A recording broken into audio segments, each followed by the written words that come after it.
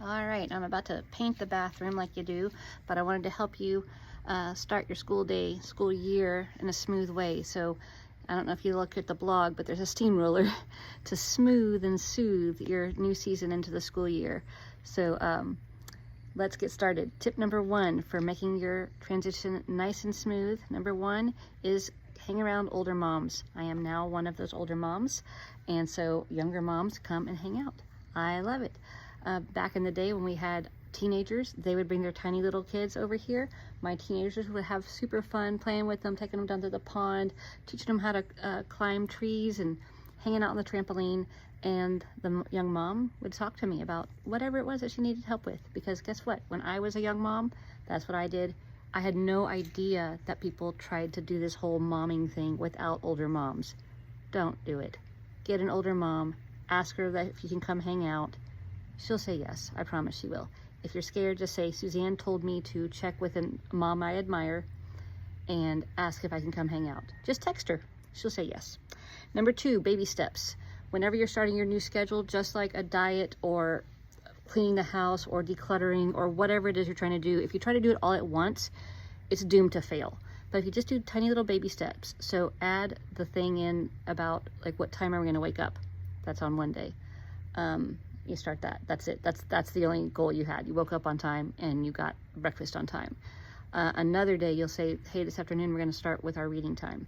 So around 2 o'clock or whenever, that ours is always 2 o'clock, we have our reading time. Just silent reading, sitting on the couch, looking at picture books if they're little, and reading by themselves if they're big. Another day we would add in just our Bible time. So by the time we added everything in, this is before school even started. And then on the first school day, all we had to do was do our signs, like print out our signs for first day of school pictures, do Bible, take the pictures.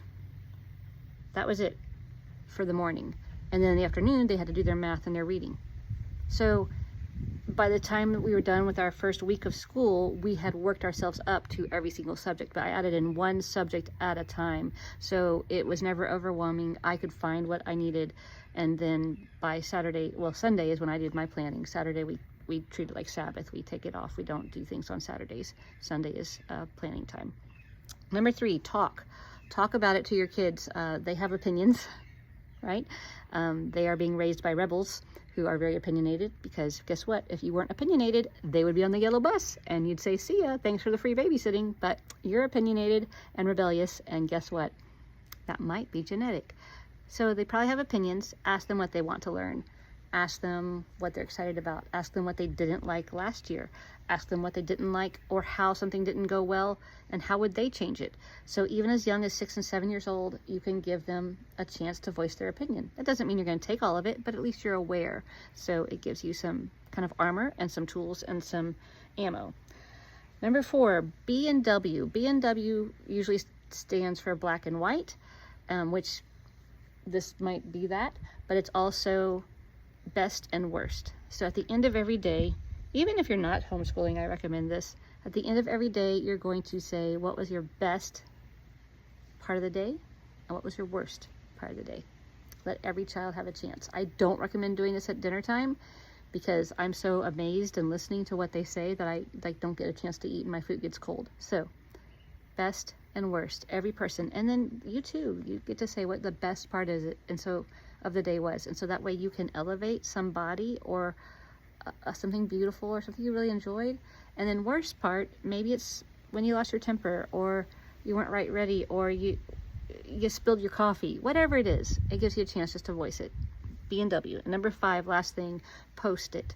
Whatever your goals are, post it. I have a checklist for all 5 kids for the week that's up on the wall for the entire week. All week long, everybody can see where they are going, what they have done. It's not a schedule, it's a checklist. And so they're able to see what it is that they need to do, and they get to see what they've already done. So we never had like schedules of what we had to do. After they did like lesson 8A for Matthew C, that's when we wrote it in, 8A. It was not written in on Tuesday until after they completed it. So it's always like, ooh, who knows what I get to do today? I know I'm going to do math, but I don't know what I'm going to do. Maybe that kid got to do A and B, you know? So there's this attitude of the sky's the limit, and also there's no failure, because it didn't say 8A, 8B, AC all the way through the year or through the week. There was nothing to fail at. That, as long as you did math, it got checked off. So kind of train yourself to be general, but also accountable by having everything posted on the wall, including grammar rules, punctuation rules, vocabulary, the beautiful art or the history lesson that you're doing this week. Slather your walls with all this stuff. If you have somebody that doesn't like that kind of lifestyle, then you can do things like get poster boards that are removable. We actually had a clothesline that would string along the window, and I would clip things up there with, as a retractable clothesline.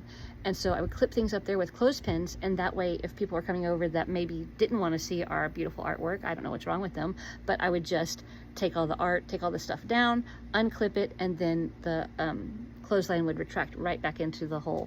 So I actually had 2 clotheslines because it was a big window.